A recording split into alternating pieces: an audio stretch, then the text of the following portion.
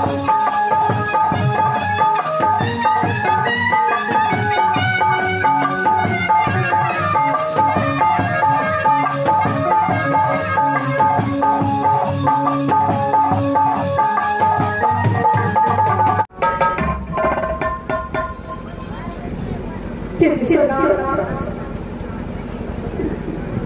मैं सुनो सिंगार का विश्व उतार करके एक मित्र दिवस से पार करके विश्वनाथ की दास संस्कार कर रही हूँ।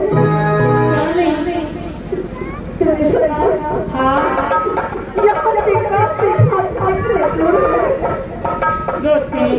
मुझे चलते चलते बहुत थके दीदी। मैं किसी से पता करती हूँ, किसी से जानकारी लेकर कोई बताए कि कितनी दूर काशी घाट है। किसी से पूछे कि काशी घाट कितने दूर है? ठीक है भैया, कोई है?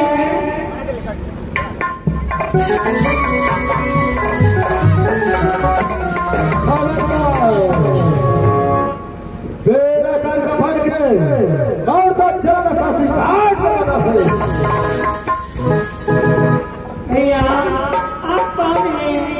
मुझे बताने की कृपा करो भैया। देखो हाँ क्या बात है, मुझे बताओ। भैया मैं अपने देवी को लेकर काशी घाट चलाने के लिए आई हूँ, लेकिन यहाँ काशी घाट कितने दूर है मुझे मालूम नहीं। यही है काशी घाट। काशी घाट का मालिक हारिया डाक तुम्हारे पास आप काशी घाट की हरिया डोले मुझसे कुछ कृपा कीजिए भैया। मेरे देवी को दास संस्कार। अच्छा, मुर्दा जलाने के लिए आया है। देखो काशी घाट में एक काबरे किला का छत्र जाता है तो मैं उसे जला करके रात करता हूँ। लेकिन सबसे पहले काशी घाट का नियम है कर कफन और चंदन का लकड़ी से मुर्दा चला जाता है। चलो तेज मेरे पास हमारे भैया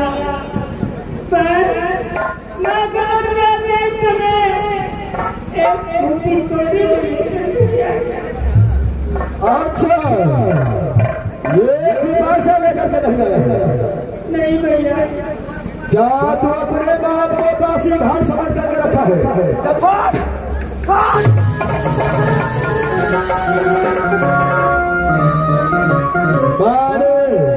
जाने बना हो, चाहे मालिक हो रैयत हो, मैं जो नियम बनाया हो नियम तोड़ नहीं सकता है। क्या आपका नियम है? क्यों नहीं? कार्य कफन का कौन से लेकर के नहीं आना है? तो चल 3 चीज का 3000 रुपया मुझे मेरे पास और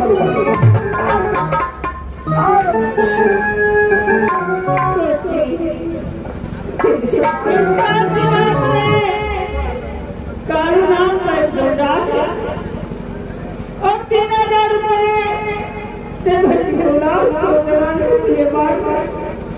लेकिन क्या दोनों में आपने अपने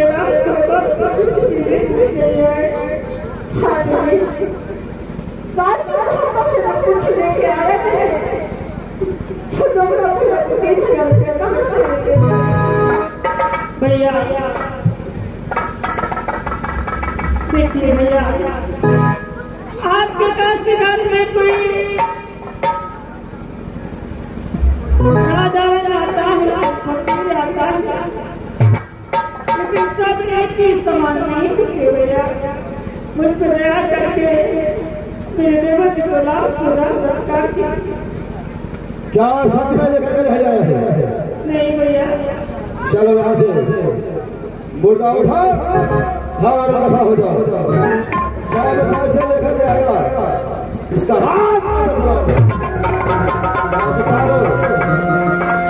जो भी करो, इस मुर्दा काशी घाट से बाहर जाकर रखो। जब पैसा लेकर के आना, इसका हाथ मेरे पास आता, बाहर जाता है। मुर्दा काशी घाट में नहीं रहना चाहिए, रहेगा उसी वक्त पर। तो पैसा मुझे चाहिए 10,000 रुपये। 4 दफा हो जा, निकाल जाना चाहिए जब तक मैं इस समय जब तक के नजारे की दुकान करेंगे तब तक गुलाब सोना संस्कार नहीं होगी। एक काशी घाट की खरीद कहाँ से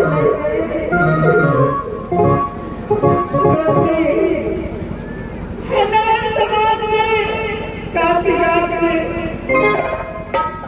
समाज के लोग अवश्य रहता होगा, उससे अवश्य गुलाब सोना संस्कार करके जाएंगे।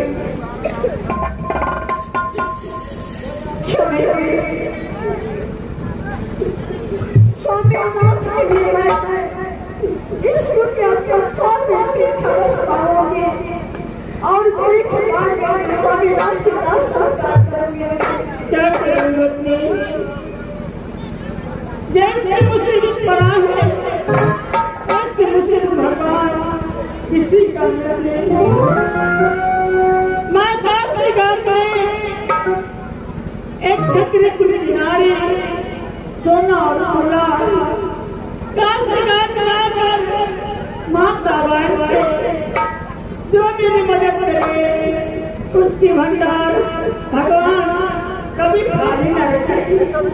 खुद से दया करके मेरी मदद करेंगे, मेरी माँ और अवश्य मदद करेंगे। जिसके लिए गया होगा मेरी मदद करेंगे अवश्य। जितने बाबू भैया माता है उसकी चरणों में जाके प्रणाम करूंगी और भीख मांगकर स्वामीनाथ को दास संस्कार करूंगी।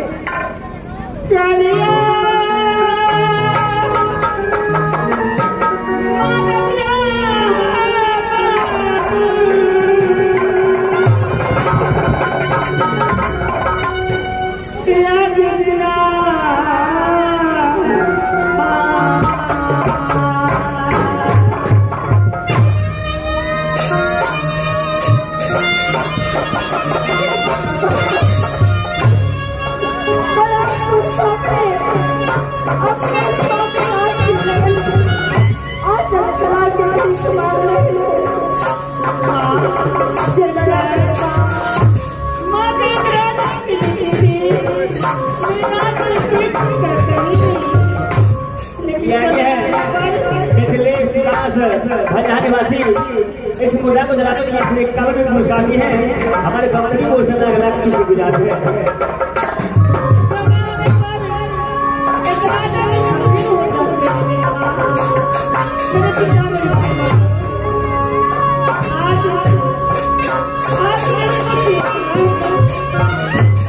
आप लोग मेरी मदद कर सकते हैं।